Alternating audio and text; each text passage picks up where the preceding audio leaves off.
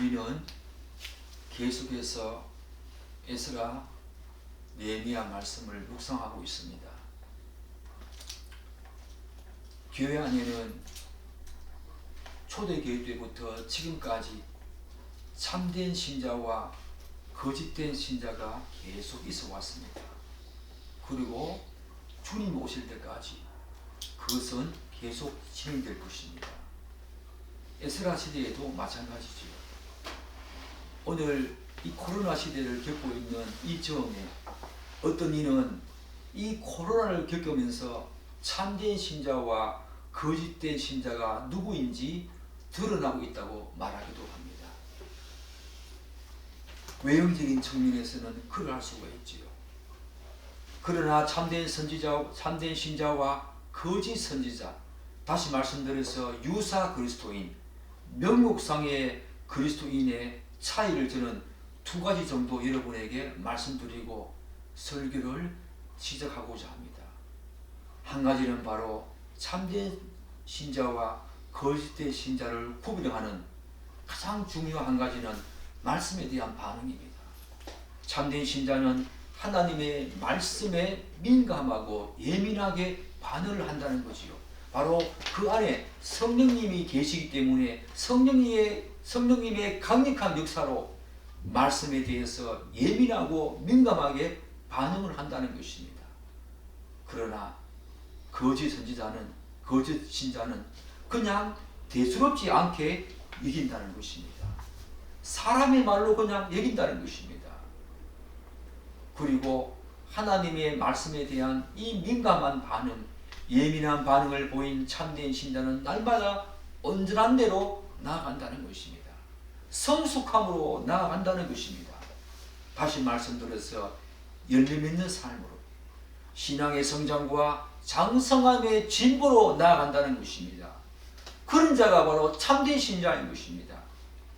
온갖 체험을 하고 하나님의 은사를 맛보았다고 하면서 그것으로 그냥 멈추어 버리고 더 이상의 신앙의 진보가 없다면 그것은 가짜입니다. 오늘날 그런 가짜가 얼마나 많습니까? 오히려 그 체험이 자신의 삶과 신앙을 죽이고 자기 기만과 자기 착각에 사로잡히게 한다는 거지요. 그래서 마태복음 7장 21절과 23절에 나오는 주여 주여 하는 자마다 그들이 하나님의 은사를 맛보았습니다. 그들이 하나님의 선한 말씀을 맛보았습니다. 그들이 하나님의 빛을 보았습니다. 그렇지만 그들이 뭐라고 말합니까? 그러므로 말미암아 주의 이름으로 권능을 행하고 주의 이름으로 선지자 노릇하고 주의 이름으로 귀신을 쫓아내는 놀라운 하나님의 능력과 그런 은사를 행했지요. 예수님이 그들에게 뭐라고 말씀하십니까? 나는 너를 도무지 모른다. 그래서 뭐란 말입니까? 그런 능력을 행하고 그런 은사를 맛보았다는 것이 뭐란 말입니까? 거기서 멈추면 안 된다는 겁니다. 그들은 그런 은사와 그런 빛을 맛보았다는 그것 때문에 자기 기만과 자기 당착과 자기의 자랑으로 자기 속임속으로 구원을 받았다고 하는 확신을 가지고 살았지만 마지막 예수님의 십자가, 예수님의 최후의 심판대 앞에 설 때까지 자신은 그런 은사를 맛보았다고 하면서 구원을 확신했지만 예수님은 나는 너를 도무지 모른다 라고 말했지요. 바로 그런 은사를 맛보아도 그것이 하나님의 말씀으로 인한 진보로 나아가지 않으면, 하나님을 더 알아가는 그런 진보로 나아가지 않으면 그 은사와 그 체험은 오히려 그 사람에게 독이 된다는 것입니다. 다른 한 가지는 예수님의 십자가에 대한 반응입니다. 십자가의 은혜는 우리가 회개해서 구원을 받을 때만, 즉 처음으로 예수님을 영접할 때, 나의 구세주로 나의 주님으로 영접할 때 그때만 묵상하고 감사해야 할 것이 아니라는 것입니다. 매일매일 십자가에서 들어도 새롭고 신선하게 들려야 한다는 것입니다. 다 아는 내용인데 또다시 말하는가라고 하면서 실증이 난다면 그 사람의 영은 지금 병들고 있는 것입니다. 십자가는 매일매일 우리의 모든 삶과 신앙과 존재의 근원이자 근거가 되어야 합니다. 여러분은 어떻습니까? 이 코로나 시대 때 참된 신자와 거짓된 신자가 드러난다고 하는데 예배에 참석하는가? 그런 외형적인 측면이 아니라 이런 영적인 측면에서 여러분은 과연 참된 신자입니까? 가짜, 유사 그리스도입니까? 오늘 우리는 본문에서 에스라가 얼마나 참된 신자인가를 볼 수가 있다는 것이요. 새로운 언약 공동체, 다시 말씀드려서 참된 여호와의 성전을 세우고자 했던 에스라의 진면목을 볼 수 있는 귀한 장면이 오늘 말씀에 나온다는 것입니다. 어떤 일 때문입니까? 우리 1절과 2절을 9장 1절과 2절을 한 번 더 읽어보겠습니다. 읽겠습니다. 이 일 후에 방백들이 내게 나와 이르되 이스라엘 백성과 제사장들과 레위 사람들이 이 땅 백성들에게서 떠나지 아니하고 가나안 사람들과 헷 사람들과 브리스 사람들과 여부스 사람들과 암몬 사람들과 모압 사람들과 일곱 사람들과 아모리 사람들의 가증한 일을 행하여 그들의 딸을 맞이하여 아내와 며느리로 삼아 거룩한 자손이 그 지방 사람들과 서로 섞이게 하는데 방백들과 고관들이 이 죄에 더욱 어떤이 되었다 하는지라. 이런 일이 있었다는 겁니다. 오늘 1절에 일 후에 라는 말은 지난 시간에 우리가 살펴보았듯이 에스라가 예루살렘에 도착해서 속죄제와 번제를 드리고 본격적인 사역을 시작한 그 이후에 4개월 정도의 시간이 지난 시점입니다. 그때 방백들이 나와서 오늘 우리가 1절과 2절에 읽었던 것처럼 이스라엘 백성들의 통호 문제를 이 에스라에게 고발을 한다는 겁니다. 그 문제가 얼마나 심각했는가 하면은 백성들뿐만 아니라 삶과 신앙에서 이 백성들의 모범이 되어야 될 제사장들과 레인들 이들조차도 예외가 아니었다는 것입니다. 한 걸음 더 나아가서 방백들과 고관들 이 일에 더욱 어떠미 되어서 이방 족속의 딸들을 아내와 며느리로 삼는데 주저하지 않았다는 것입니다. 오늘 말씀을 보면 어떠미 되었다. 바로 그 일을 주도적으로 진행했다. 그런 뜻이지요. 고관들과 방백들이 그러했다는 것입니다. 따라서 이스라엘 백성들의 통호는 특별한 계층에 국한된 것이 아니었음을 우리는 오늘 말씀을 통해서 볼 수가 있는 거지요. 이를테면 여기에는 영적인 지도자들이라고 할 수 있는 제사장들과 레인들도 포함되어 있었습니다. 뿐만 아니라 정치 행정적인 지도자라고 할 수 있는 방백들과 고관들도 더욱 이 일에 어뜸이 되어서 그 역할을 했으며 이스라엘 백성들도 예외가 아니었습니다. 결국 이들의 통호는 사회 각계 각층의 사람들, 곧 영적인 지도자, 정치 행정적인 지도자를 총망라한 그야말로 이스라엘 백성들 전체 전방위적인 문제로 드러났던 것입니다. 그도 그럴 것이 아랫물이 맑아야 윗물이 맑을 텐데 윗물이 맑아야 아랫물이 맑을 텐데 소위 이스라엘 백성들의 지도자급에 있는 사람들이 더욱 이 일에 앞장서서 주도했으니 이스라엘 백성들은 말할 것도 없었을 것이죠. 당시 바로 이스라엘 백성들의 보편적인 타락상을 오늘 우리는 볼 수 있다는 것입니다. 사랑하는 여러분, 그런데 우리가 놓치지 말아야 될 내용은 이스라엘의 이 타락상은 단지 통혼 문제에만 국한된 것이 아니었다는 것입니다. 그럼에도 불구하고 오늘 에스라가 가장 심각한 문제라고 할 수 있는 이 통혼 문제를 거론함으로써 당시 이스라엘 백성들의 타락상을 단적으로 드러내고자 했던 것입니다. 이들의 타락은 단지 통혼 문제 하나만 아니었습니다. 왜냐하면 통혼은 모세 율법에서 이 율법에서 하나님이 강력하게 금하고 있는 그런 심각한 문제이기 때문입니다. 출애굽기와 신명기에서 이런 말씀을 하지 않습니까? 출애굽기 34장 16절에서 이렇게 말합니다. 또 내가 그들의 딸들을 내 아들들의 아내로 삼음으로 그들의 딸들이 그들의 신들을 엄란하게 섬기며 내 아들에게 그들의 신들을 엄란하게 섬기게 할까 함이니라. 신명기에도 동일한 말씀이 나오지요. 그러므로 출애굽기와 신명기를 보면은 하나님께서 통혼을 금지하는 가장 큰 이유가 무엇입니까? 종국적으로 이 통혼은 이스라엘 백성들로 하여금 우상 숭배로 나아가게 하기 때문입니다. 바로 솔로몬이 대표적인 그런 사람 아니었습니까? 여러 이방 민족과의 통혼 문제로 결국 솔로몬 말기에 솔로몬은 온갖 우상 숭배를 섬기는 그런 왕이 되었다는 것입니다.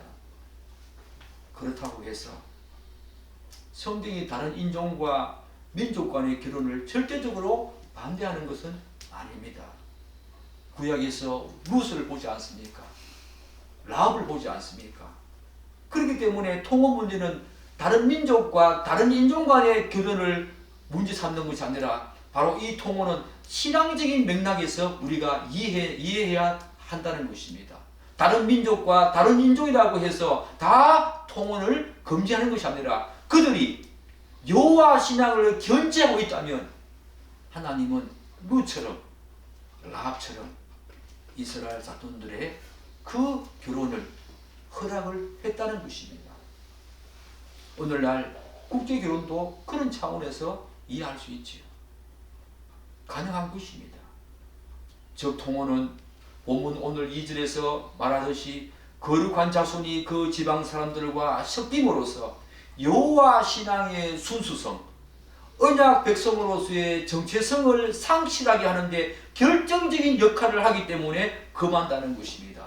바로 신앙의 순수성 때문입니다. 바로 영적인 순전함 때문입니다. 그런 것들을 통혼은 바로 다 방해해버리고 결국 여호와를 떠나서 우상을 숭배하는 곳으로 나아가게 하기 때문에 이스라엘 백성들의 통혼을 하나님께서는 율법에서 금하고 있다는 것입니다. 사랑하는 여러분, 이것이 구약이라고 해서 여러분 구약 말씀이라고 해서 오늘날 우리에게는 적용되지 않는다라고 생각한다면 여러분들은 큰 오산, 큰 착각을 하고 있는 것입니다. 구약은 오늘 우리의 삶에 거울이 된다는 것입니다. 이스라엘 백성들이 그렸던 그 삶을 바라보면서 우리도 반면교사로 삼으면서 그러지 말아야 한다는 것을 구약에서 우리는 배울 수 있다는 것입니다. 그런데 1차로 귀환한 이스라엘 자손들은 불과 70년과 80년이 지난 시점에서 오늘 통혼 문제가 일어난 이 사건은 1차로 귀환한 이스라엘 자손들의 문제였습니다. 지금 4개월 전에 도착한 이들의 문제가 아니었습니다. 1차로 귀환한 이스라엘 자손들은 불과 70년, 80년이 지난 이 시점에서 또다시 자신들의 조상들이 지었던 죄를 지금 통혼, 이 죄를 반복하고 있는 것입니다. 왜 그렇습니까? 그것이 바로 인간입니다. 이 지점에서 우리는 이들이 다시 일어난 가정스러운 일을 할 수밖에 없었던 이유가 무엇일까? 우리는 다시 한 번 더 살펴보아야 한다는 것입니다. 우리 자신에게 물어보고 또한 하나님께 물어보고 성경을 통해서 이 질문에 대한 답을 해야 한다는 것입니다. 왜 이들은 70년, 80년이 지난 시점에서 자기 조상들이 지은 그 죄 때문에 유대에서 바벨론까지 포로로 잡혀가는 그런 신세가 되었음에도 불구하고 왜 동일하게 그 죄를 다시 반복하고 있을까? 이 일은 정말 가증한 일이었습니다. 오늘 1절에 보면 가증한 일을 행했다 그렇게 나오지 않습니까? 가증하다. 이 말은 진절머리가 나고 몹시 싫고 정오할 만한 일이다. 하나님 보시기에 그럴 만한 일이라는 겁니다. 그럼에도 불구하고 이들은 왜 또다시 통혼 이 죄를 보며 범하고 있을까? 그 이유가 뭘까?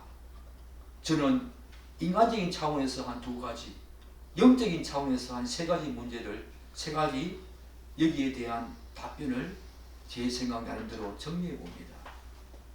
인간적인 차원에서는 첫 번째는 뭐냐면 이스라엘 백성들은 통혼을 통해서 어떤 식으로든 유익과 도움을 얻고자 했을 것입니다.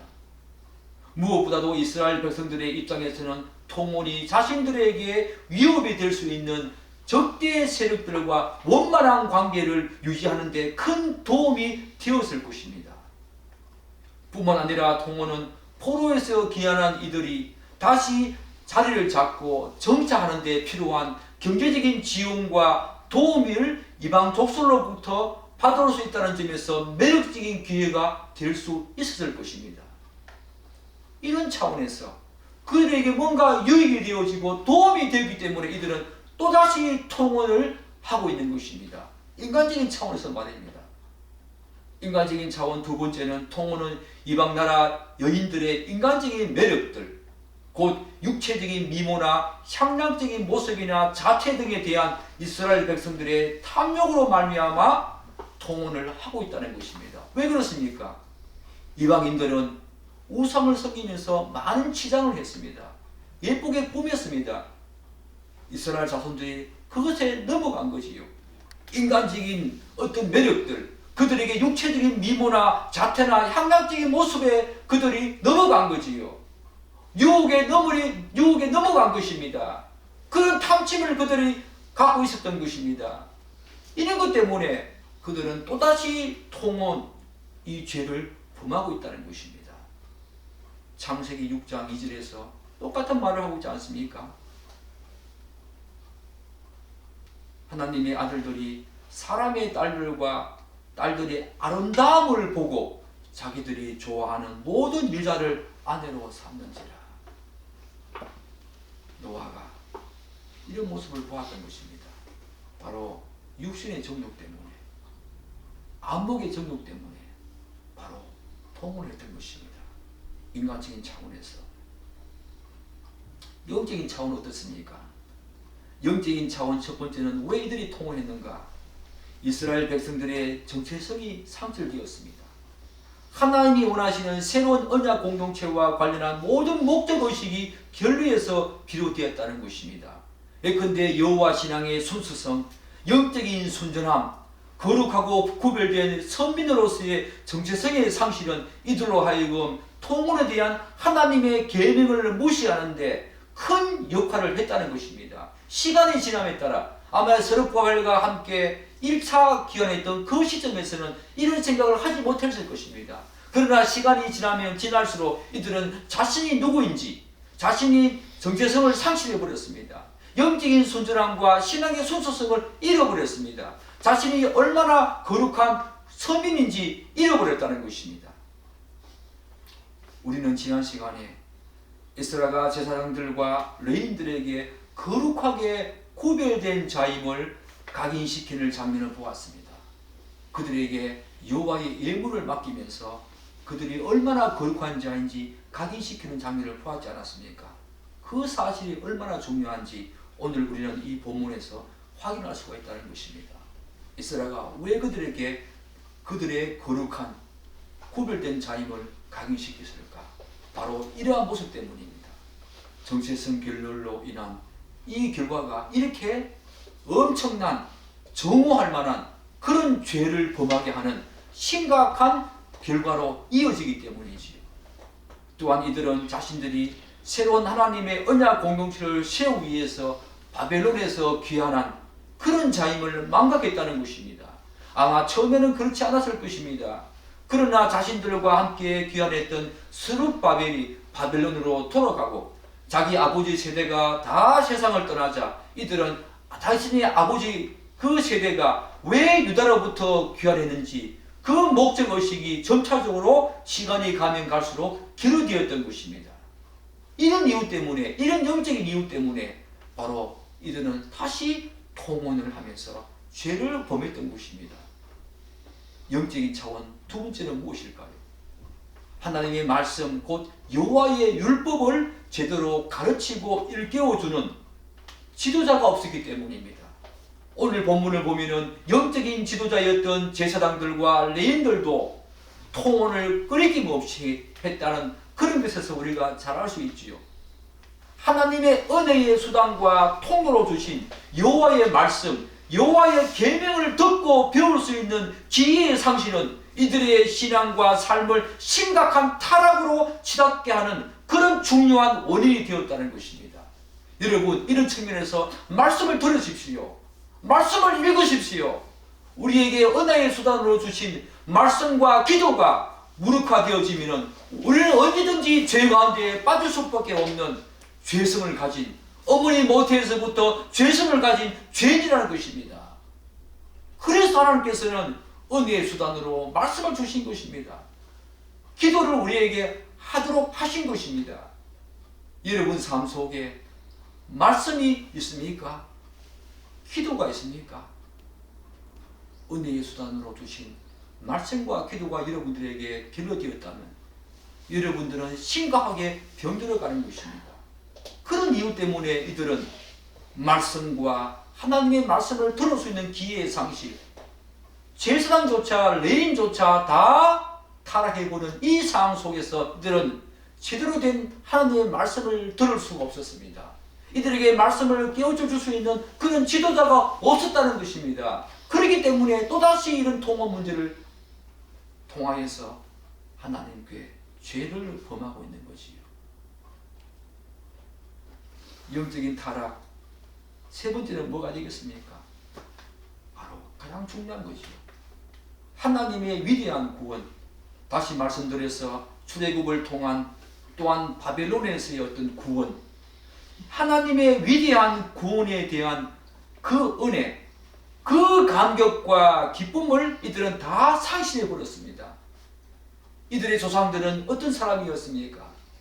애국에서 400년 종되었던 이들을 하나님께서는 종되었던 그들을 하나님께서는 구원하신 분이십니다.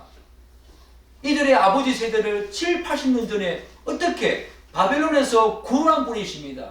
그 구원함을 다 잃어버렸습니다. 그 구원함의 은혜와 감격과 기쁨을 다 망각했다는 겁니다. 그것을 망각하는 순간 인간은 타락할 수밖에 없고 죄 가운데 있을 수밖에 없다는 것입니다. 사랑하는 여러분, 우리들의 모습은 어떠합니까? 죄와 사망에서 구원해 주신 예수 그리스도의 그 은혜와 십자가 그 사랑, 영적인 장성함의 진보와 성장, 신앙과 삶의 참된 가치와 중심성, 하나님과의 관계성, 그리스도 이름의 정체성, 이런 것들을 여러분 한번 생각해 보았습니까?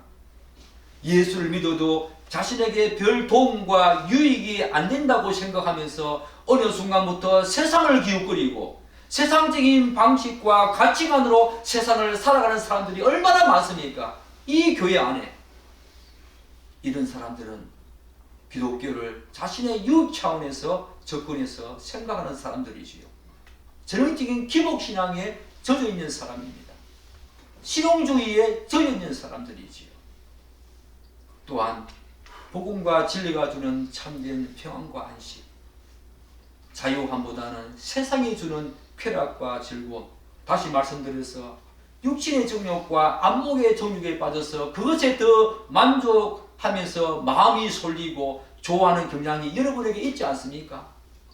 만약 현재 여러분의 관심이 하나님이 아니라면 여러분이 아무리 교회에 정기적인 출석을 한다고 해서 교회에서 헌신과 봉사를 한다고 해서 교회에서 하는 모든 공적인 신앙 행위를 한다고 해서 여러분은 참된 신자가 아닌 것입니다. 여러분의 관심이 하나님이 아니라면 그런 모든 것들을 잘 감당한다고 하더라도 단지 기독교적인 분위기와 배경과 환경에 젖은 습관적이고 형식적인 신앙 행위에 불과하다는 것입니다. 유사 그리스도인, 바로 가짜지요.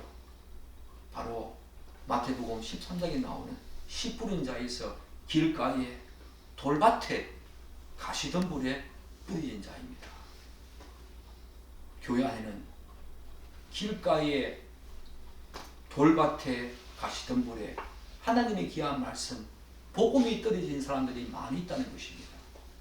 그래서 우리와 함께 신앙생활을 하지만 돌밭에 떨어진 자처럼 하나님의 귀한 말씀을 들었을 때 정말로 순간적으로 너무 기쁘고 너무 즐겁고 너무너무 위대한 말씀을 들은 그 신선함 때문에 방방방 뛰기도 하지만 뿌리가 없어서 쉽게 말라버리지만 여전히 교회 생활을 한다는 것입니다. 가시덤불에 또 뿌려진 그 씨는 어떻습니까?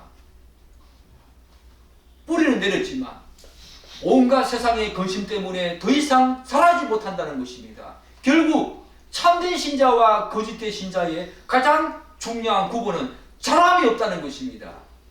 돌밭에 뿌려진 자, 뿌리를 내리지 못해서 더 이상 자람이 없다는 것입니다. 가시덤불에 뿌려진 자, 그들은 뿌리는 내렸지만 재리와 세상의 염려 때문에 더 이상 자라지 못한다는 것입니다. 사람이 없으니까 열매가 없지요. 바로 그것이 가짜라는 것입니다. 유사 그리스도인 그들이라는 것입니다. 히브리서 6장 4절에서 5절에서 그들이 빛을 보았고 내세의 능력도 경험했고 하나님의 선한 말씀도 맛보았지만 타락한 자에 불과하다는 것입니다. 사랑하는 여러분, 여러분은 가짜입니까? 진짜입니까? 자랑이 있습니까? 일시적으로 이런 유혹에 넘어질 수 있지만 하나님의 참된 신자는 계속해서 그 자리에 머물지 않습니다. 반드시 살아난다는 것입니다. 신앙의 진보가 있다는 것입니다. 어떻게 해요? 말씀에 예민하고 민감한 반응 때문에 내 안에 거주하시는 성령님이 그렇게 하신다는 것입니다. 사랑하는 여러분, 여러분들은 물어야 합니다. 정말로 예수 그리스도와 그의 십자가로 인한 구원과 은혜, 그것으로 인한 효과와 효력과 가치가 자신의 모든 삶과 존재와 신앙과 모든 것의 근거가 되고 있는지 물어야 합니다. 여러분들은 기도의 골방에서 날마다 물어야 합니다. 그 예수 그리스도 그 십자가의 은혜와 그 모든 효력과 가치가 여러분의 삶과 근거와 여러분의 삶과 신앙과 모든 존재의 근거가 되는지, 그것이 여전히 계속해서 새롭고 신선함으로 들리는지 실적이 나는지 물어야 한다는 것입니다. 저는 기도의 골방에서 날마다 십자가를 묵상합니다. 늘 새롭습니다. 십자가를 더 알아야 합니다. 그 십자가가 주는 부유함과 풍성함, 자유함을 더 알아야 한다는 것입니다. 사랑하는 여러분, 여러분들은 과연 어떻습니까? 오늘 이스라엘 백성들이 범하고 있는 이런 죄악 가운데 여러분들은 있지 않습니까?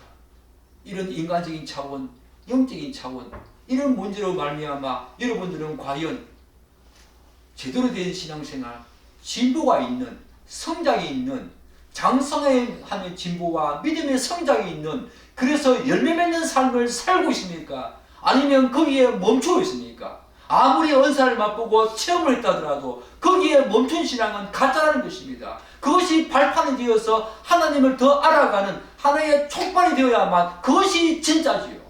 그 체험이 진짜라는 것입니다. 그렇다면 이러한 안타까운 소식을 전해드는 에스라는 어떻게 반응하는가? 우리 3절과 4절을 한번 읽겠습니다. 내가 이를 덮고 속옷과 겉옷을 찢고 머리털과 수염을 뜯으며 기가 막혀 앉으니 이에 이스라엘의 하나님의 말씀으로 말미암아 떠는 자가 사로잡혔던 이 사람들의 죄 때문에 다 내게로 모여오더라. 내가 저녁 제사 드릴 때까지 기가 막혀 앉았더니. 에스라가 어떤 반응을 보입니까? 에스라는 곧바로 속옷과 겉옷을 찢고 머리털과 수염을 다 뜯으면서 기가 막혀서 벌털썩 주저앉았습니다. 저녁 제사 드릴 때까지 그리했다는 것입니다. 일반적으로 이스라엘 사회에서 속옷과 겉옷을 찢는다는 것은 충격적인 소식으로 인한 슬픔과 두려움을 표시하기 위해서 취하는 행동이지요. 그리고 머리털과 수염을 뜯는다는 것은 옷을 찢는다고보다 더 심하고 격한 분노와 붕괴, 정의감, 거룩함에 대한 표시입니다. 따라서 이스라엘의 이러한 행동은 이스라엘 백성들의 이 통원 소식이 그에게 얼마나 심각하고 엄청난 충격으로 다가왔는지 짐작할 수가 있지요. 더군다나 이스라엘은 이러한 행동을 취한 후에 한동안 기가 막혀서 곧 망연자실해서 그 자리에 주저앉아 버렸습니다. 이는 에스라의 심정이 상상할 수 없는 괴로움과 허탈감, 상실감에 빠졌다는 것을 잘 드러내주는 장면이지요. 사랑하는 여러분, 여러분들은 자신들의 죄와 타인들의 죄, 우리 교회의 구성원들의 죄를 들었을 때에 이런 반응을 보여보았습니까? 정말로 자신들의 죄에 대해서 이렇게 심각하게, 그리고 타인들, 나를 사랑하는, 내가 사랑하는 이 가족과 교회 구성원들, 지체들의 죄를 들었을 때에 이렇게 탄식하면서 민감하게 반응해 보았습니까? 죄에 대해서 무화과 사람은 오늘 영적인 심각한 병에 들어있는 거지요. 예배에 참석하고 안 하고, 교회에서 헌신하고 봉사하고, 교회에서 직분을 가지고 못 가지고, 그런 것들이 여러분의 영적인 나태함과 게으름을 정말로 단도직입적으로 증명해 주는 것이 아닙니다. 말씀에 대한 민감함, 죄에 대한 민감함이 우리에게 있어야 한다는 것입니다. 사랑하는 여러분, 에스라의 이러한 행동은 우리들이 생각하기에 좀 과하다 할 정도로 심하지 않습니까? 자신의 일도 아니지 않습니까? 물론 에스라는 이들의 지도자야 있으면 틀림없지만 자신의 일도 아니었습니다. 이렇게 과하다 할 정도로 이런 행동을 하는 이유가 뭘까? 여러분 궁금하지 않습니까? 저는 오늘 말씀을 묵상하면서 두 가지 맥락에서 한번 생각해 보았습니다. 하나는 죄에 대한 에스라의 관점입니다. 다른 하나는 에스라가 회복하고자 하는 새로운 언약 공동체에 대한 맥락에서 이해할 수가 있다는 것입니다. 에스라가 이스라엘 백성들의 이 통혼에 대해서 왜 그렇게 과할 정도의 반응을 보일까? 먼저 죄에 대한 에스라의 관점입니다. 잘 알다시피 에스라는 하나님의 말씀에 능숙한 학사였습니다. 그런데 에스라와 같이 하나님과 그분의 말씀을 제대로 알고 깨달은 사람들이 보이는 가장 중요한 삶의 변화 중에 하나가 무엇인지 아십니까? 여러분이 정말로 예수를 알고 난 다음에 참된 신자가 되고 난 다음에 여러분에게 있어지는 삶의 가장 중요한 변화 중에 하나가 무엇인지 아십니까? 그것은 바로 죄에 대한 반응입니다. 이를테면 죄, 하나님과 그분의 말씀에서 빗나가고 어긋난 모든 생각과 행동은 바로 죄지요. 그 죄에 대해서 이전보다 훨씬 더 민감하고 예민해진다는 것입니다. 이런 죄의 경종에 상관없이 그러한 반응을 보인다는 것입니다. 왜 그렇습니까? 죄는 하나님이 가장 싫어하는 반면에 사단이 가장 좋아하는 그런 것이 바로 죄이기 때문입니다. 사랑하는 여러분, 여러분들은 그런 반응을 보이고 있습니까? 시편 5장 5편 4절은 이렇게 말하지 않습니까? 주는 죄악을 기뻐하는 신이 아니시다. 하나님은 죄악을 기뻐하지 않습니다. 하나님은 우리의 죄와 허물을 기뻐하지 않습니다. 하나님이 가장 싫어하는 것이 바로 죄라는 것입니다. 사단이 가장 좋아하는 것이 바로 죄라는 것입니다. 요한 1서 2장 8절과 9절은 이렇게 말하고 있지 않습니까? 죄를 짓는 자는 마귀에게 속하나니 마귀는 처음부터 범죄함이라. 하나님께로부터 난 자, 거듭난 자마다 죄를 짓지 아니하나니 이는 하나님의 씨가 그 속에 거함이요. 그렇기 때문에 진정으로 하나님을 알고 그의 말씀을 깨달은 사람들은 우리가 생각하기에 죄라고 생각되지 않은 사소한 잘못에 대해서도 과민할 정도로 예민하고 민감한 반응을 보인다는 것입니다. 우리의 믿음의 선진들이 다 그랬다는 것입니다. 그래서 정말 하나님의 말씀을 알고 깨달은 자들은 죄에 대해서 소극적으로는 죄를 경멸하고 정우하고 싫어합니다. 그리고 적극적으로는 죄와 대항해서 싸우고 대적한다는 것입니다. 여러분들은 이런 모습이 있습니까? 그렇다면 에스라와 같이 하나님의 귀한 말씀을 제대로 깨닫고 안 사람입니다. 그러나 죄에 대해서 이러한 반응이 없다면 여러분들은 아직까지 하나님을 모르는 사람들입니다. 아니면 유사 그리스도인, 단지 교회에 형식적으로 참여하는 명목상의 그리스도인입니다. 에스라가 이스라엘 백성들의 동원에 대해서 왜 그렇게 과할 정도로 반응했을까? 이번에는 에스라가 회복하고자 하는 새로운 언약 공동체의 맥락에서 한번 살펴보도록 합시다. 지금 통일을 하고 있는 이들이 누구입니까? 바로 스룹바벨과 함께 여호와의 성전을 건축하고 새로운 하나님의 언약 공동체, 다시 말씀드려서 새로운 여호와의 성전을 회복하고자 귀환한 자들의 자손들이었습니다. 그런데 이들이 예전에 자기 조상들이 범했던 죄를 다시 반복하고 짓고 있다는 점에서 에스라는 상당한 배신감을 느꼈을 것입니다. 더군다나 통호는 유다가 멸망하기 전에 이스라엘 백성들이 수많은 우상을 섬기게 했던 가장 중요한 통로로 작용했던 큰 범죄였습니다. 이로 말미암아 하나님께 배역한 유다가 하나님의 징계를 받아가지고 멸망하는 원인이 되었던 것이 바로 통혼이었습니다. 그렇기 때문에 통혼은 이들에게 결코 간과할 수 없는 심각한 문제가 아닐 수 없었다는 것입니다. 사랑하는 여러분, 오늘날의 통혼은 단지 육신적인 통혼 그것만 문제가 아니지요. 영적인 통혼이 있다는 것입니다.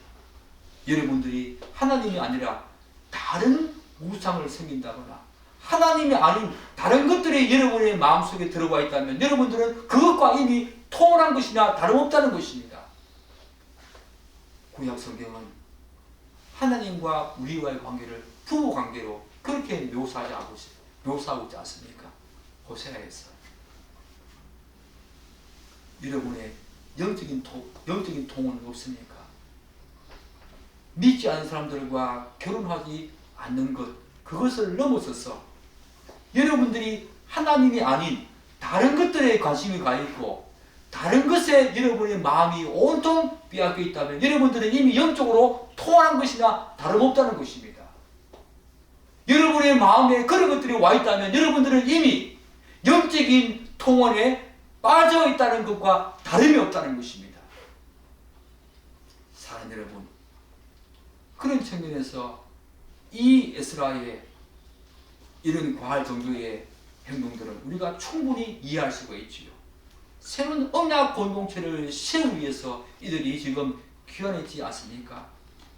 무엇보다도 이들은 하나님의 은혜와 긍휼로 스룹바벨과 함께 하나님의 성전을 재건하고 그분이 원하시는 새로운 언약 공동체를 회복하고자 바벨론에서 귀환한 자들이었습니다. 이러한 점을 감안할 때에 이들에게 통호는 하나님의 말씀을 통해서 참된 여호와의 성전을 회복하고 예루살렘으로 올라온 에스라의 입장에서는 도저히 용납할 수 없는 하나님에 대한 심각한 도전이요 불순종이었습니다. 사랑하는 여러분, 결국 이들의 행위는 또다시 하나님의 긍휼과 은혜를 헌신자같이 저버리는 반역적인 행위였지요. 그로 말미암아 새로운 하나님의 언약 공동체를 세우고자 하는 이 에스라에게 가장 큰 걸림돌이자 심각한 방해와 위험 요소라고 생각되어졌겠지요. 에스라에게는. 그래서 에스라가 통혼에 대해서 이렇게 우리에게 과민할 정도의 반응을 보였다는 것입니다. 사랑하는 여러분, 여러분들 어떻습니까? 여러분들은 여전히 이 에스라 당시의 이스라엘 백성들처럼 통혼은 아니더라도 예수를 믿는다고 하면서 여전히 세상을 떠나지 못하고 다른 것에 관심이 있지 않습니까? 오늘 에스라 9장 1절을 보십시오. 우리 9장 1절 다시 한번 읽겠습니다. 2일 후에 방백들이 내게 나와 이르되 이스라엘 백성과 제사장들과 레위 사람들이 이 땅 백성들에게서 뭐라 합니까? 떠나지 아니하고 9절 1절의 제일 마지막 보겠습니다. 가증한 일을 행하여.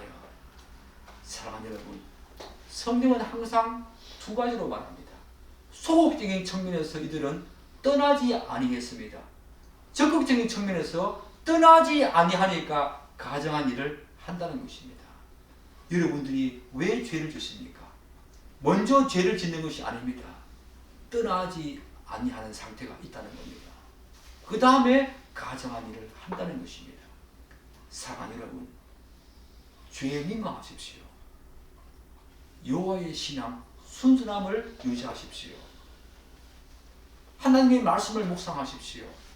그분에게 붙들려 있으십시오. 십자가가 주는 그 놀라운 은혜를 붙들고 있으십시오. 믿음과 모든 구원의 시작자시요 진행자이시며 완성자이신 예수 그리스도 그분을 바라보십시오. 그리고 믿음의 순종의 가장 큰 모델이 되신 예수 그리스도 그분을 바라보십시오. 그분 앞에 무릎을 꿇고 은혜의 수단으로 주신 말씀과 기도로 나아가십시오. 오늘 이스라엘 백성들이 이런 통업 문제를 말미암아 하나님께 심각한 범죄를 저지르는데 우리의 삶도 혹시나 예수를 믿는다고 하면서 그러고 있지 않습니까? 이스라엘과 같은 이런 삶이 아니라 이스라엘 백성들과 같은 가짜 신앙을 가진 사람들이 오늘 조국교회에 많다는 것은 저희 아픔이고 오늘 모든 사람들의 아픔이지 않습니까? 사랑하는 여러분, 유사 그리스도인 가짜 신자 되어서는 안 됩니다. 또다시 죄를 반복하면서 예수 그리스도를 한 번 더 십자가에 못 박는 그런 욕됨은 보여서는 안 된다는 것입니다. 에스라와 같이 죄에 대해서 민감하고 예민하게 반응하십시오. 신앙의 성장과 장성함의 진보로 나아가십시오. 멈추어 있지 마십시오. 말씀과 기도로서 여러분에게 권면합니다. 하나님의 귀한 말씀을 묵상하면서 그분으로부터 점점 깊이 나아가십시오. 예수 그리스도 믿음에 주신 그분을 바라보십시오. 오늘 이 말씀을 붙들고 우리 평생을 살아갈 때에 사랑하는 여러분은 과연 참된 신자인지 거짓 신자인지 가라지인지 길가에 돌밭에 혹은 가시덤불에 하나님의 복음의 말씀이 뿌려져서 여전히 아무 성장이 없고 열매가 없는 그런 성숙함이 없는 이 진보 없는 그런 상태에서 예배당에 나와서 형식적인 신앙생활을 하고 있지 않는지 여러분 자신을 돌아보십시오. 지금이 바로 그럴 때입니다. 자신을 돌아보면서 오늘 우리의 삶을 영적인 상태를 한번 점검해 보십시오. 이스라엘입니까? 아니면 여러분들은 이스라엘 백성들입니까? 기도하겠습니다.